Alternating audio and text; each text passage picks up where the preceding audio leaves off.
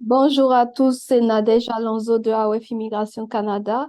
Alors, vous êtes à notre séance Les immigrants, que sont-ils devenus quelques mois, quelques années plus tard? Nous faisons le suivi aujourd'hui avec un ancien d'AOF, un étudiant de l'Université de Moncton, que j'ai le plaisir de recevoir et je vais le laisser se présenter. J'espère que notre conversation aidera les futurs étudiants à avoir des réponses à leurs questions. Bonjour, monsieur, comment allez-vous? Bonjour à tous, je me prénomme Auguste, Auguste Bagré, je suis à l'Université de Moncton et je suis originaire du Burkina Faso. Parfait, merci d'avoir accepté notre invitation. Je vous en prie. Juste pour savoir pourquoi le Canada et pas le Maroc ou la France comme certains le font. Le Canada, premièrement, parce que c'était un rêve d'enfant que je voyais se réaliser en fait. Ok. C'est une vision qu'on a depuis un certain temps, que j'avais du moins depuis un certain temps, que je voyais comme une utopie. Moi, je voyais plutôt que ça comme un rêve en réalité. Oui. Bon, après le bac, je me suis dit, voici le Maroc, il y a la Tunisie, il y a même la France qui est là. J'ai dit, bon, franchement, on y réfléchit à ceci, à cela, mais ça ne m'aide pas aussi à atteindre les objectifs que je m'étais placé au début.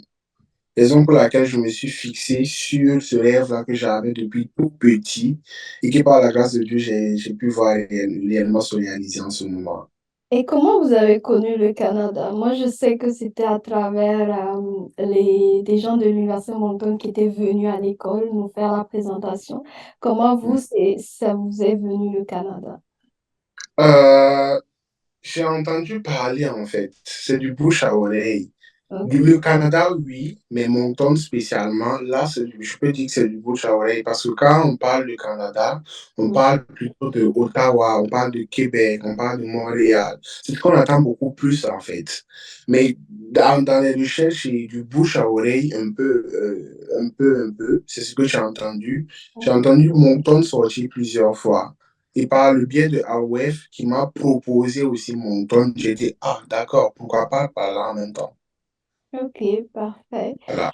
Et vous êtes en ingénierie, si je ne me trompe pas, c'est ça? Je suis en ingénierie.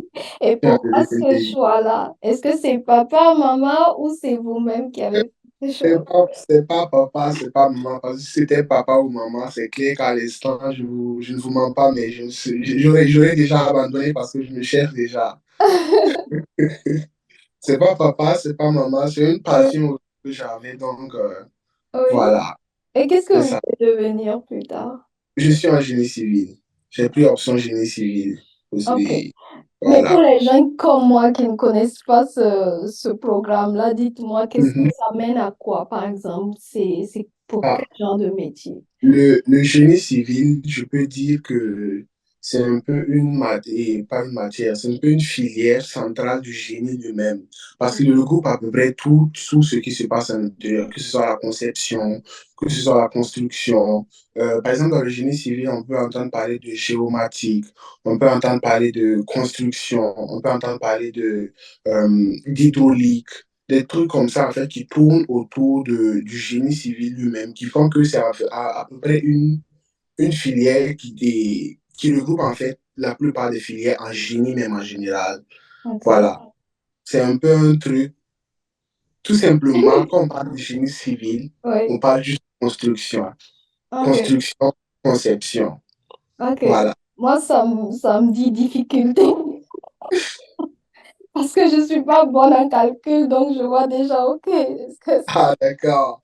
Ah, en tout cas, en génie civil, c'est vraiment beaucoup de calcul et de physique. Faut vraiment avoir l'habilité et être amoureux des maths et de la oui, physique, comme on dit. Ah, sinon, franchement, c'est tu difficile. abandonnes à tout bout de champ.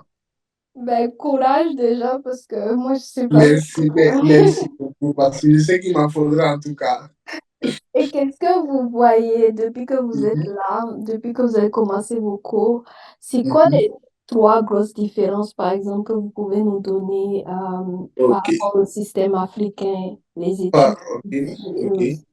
Par rapport au système africain, premièrement, je peux dire déjà que les cours sont relativement court par rapport au système africain. Parce qu'ici, pour une session, on n'a que 4 mois. Et quand je dis 4 mois, c'est pas 4 mois pleins. Mhm. Parce que déjà, quand on rentre dans le quatrième mois, c'est à peu près, je peux dire, la période des examens de fin de semestre, déjà. Donc, c'est vraiment du tic au tac. Quand on commence, c'est à fond, en fait.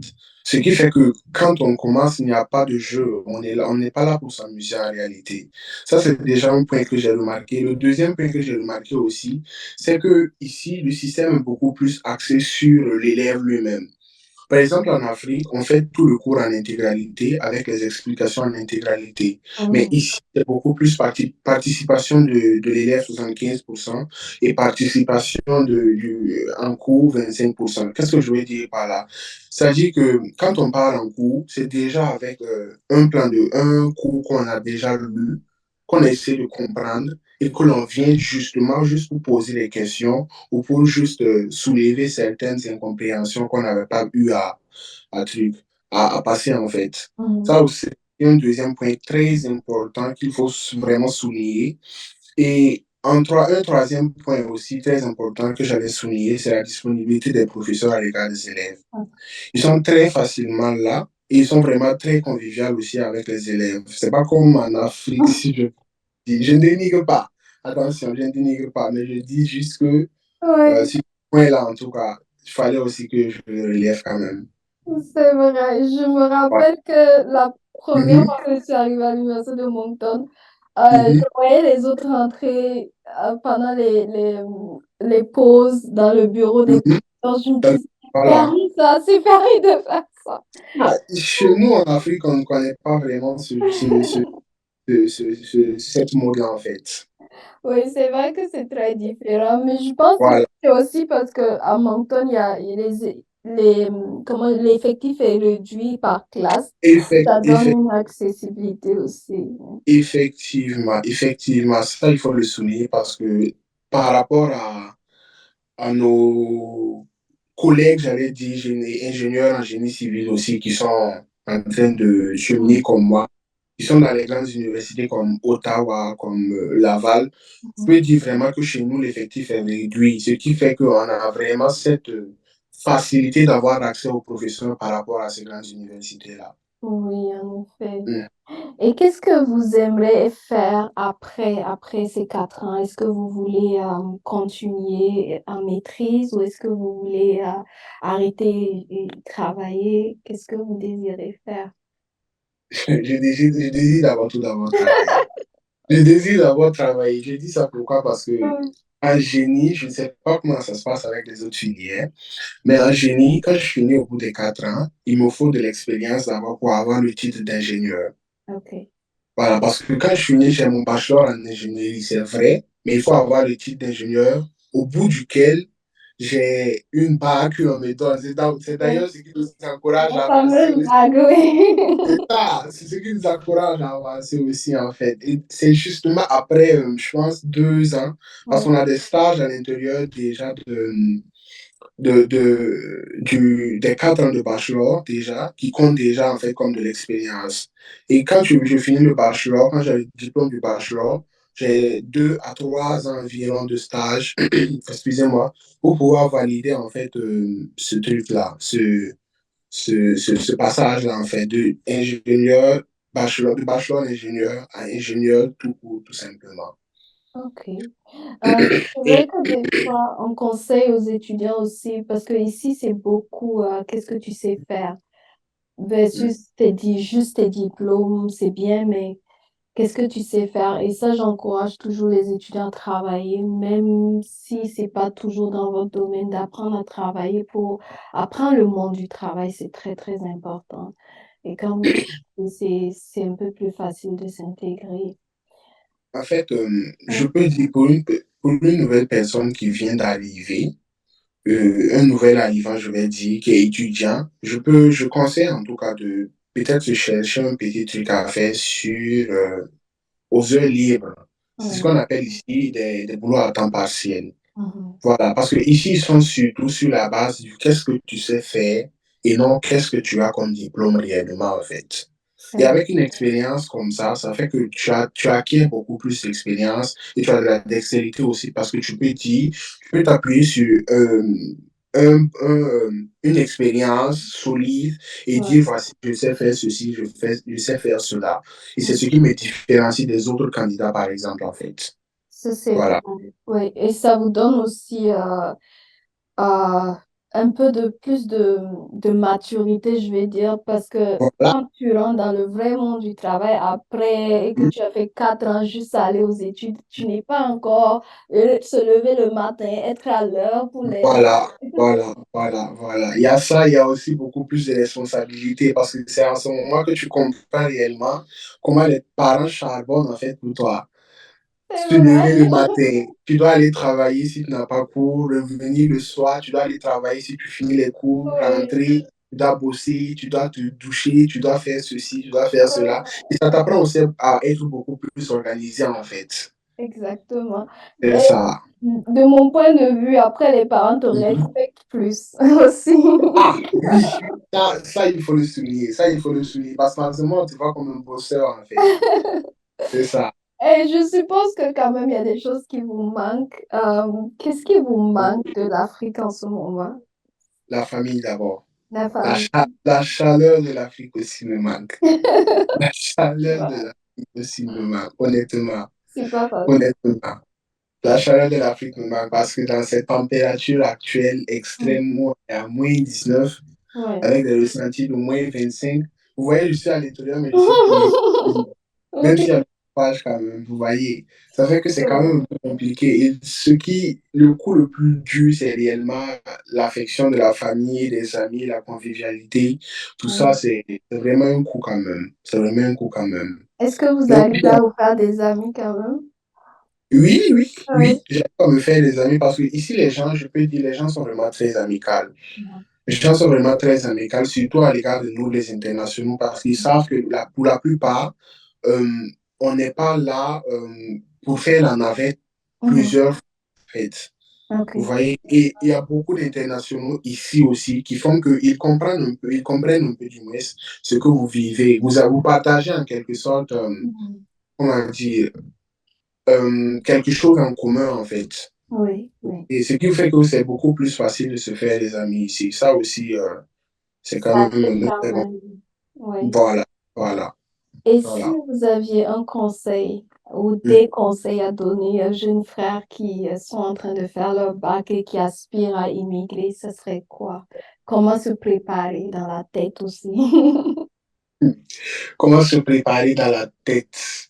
Dans ce genre de cas, c'est vraiment très compliqué, surtout pour quelqu'un qui ne s'est pas encore éloigné de la famille. Hmm. Clairement, ça, c'est vraiment un coup quand même un peu compliqué, sauf pour quelqu'un peut-être qui a fait l'internat, qui sait de quoi il s'agit. Hmm. Bon, mais sinon, un conseil que j'aurais à leur donner, c'est de ne pas avoir peur. Parce que c'est souvent la peur aussi qui nous amène à trop réfléchir tout le temps. Et une fois aussi arrivé, trouvez-vous quelque chose à faire. Parce que c'est quand on n'a rien à faire que l'on pense en tout ça. C'est Quand vrai. tu sais que tu as des cours à faire, tu dois rentrer, tu dois bosser, tu es très fatigué, tu dois te reposer. Tu n'as pas vraiment le temps de réfléchir à tout ça en fait. Donc la solitude, c'est même si elle est là, elle est à l'intérieur. Elle ne fait pas vraiment un grand effet en fait. Oui, Voilà. oui.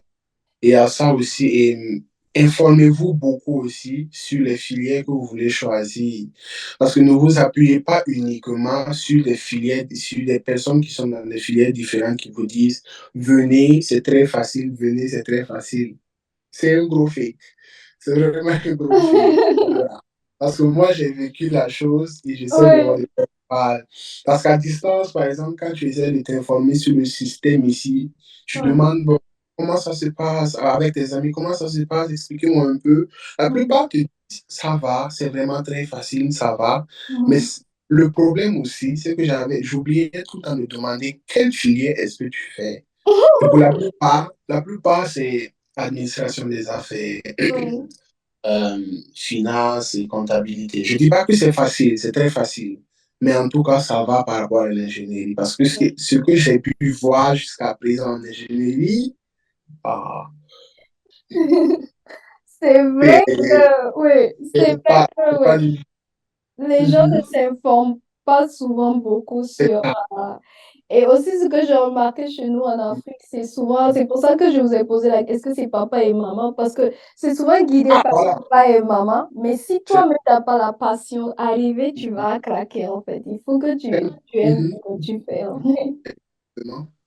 C'est un peu comme je l'ai dit au début. Si c'était papa, si c'était par papa et maman, c'est clair qu'à l'essence, j'avais déjà changé de faculté. C'est pas facile. J'avais déjà changé de faculté. Mais au moins, quand tu as la passion d'une chose, tu te donnes les moyens pour y arriver, en fait, à la fin. Ça, C'est c'est... ça. Exactement. Alors, Exactement.